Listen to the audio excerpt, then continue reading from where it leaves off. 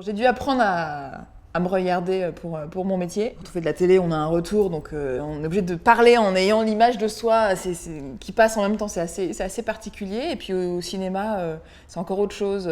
On donne encore plus, on s'ouvre vraiment complètement quand on joue. Et ouais, c'est particulier. Je pense à Gina Roland.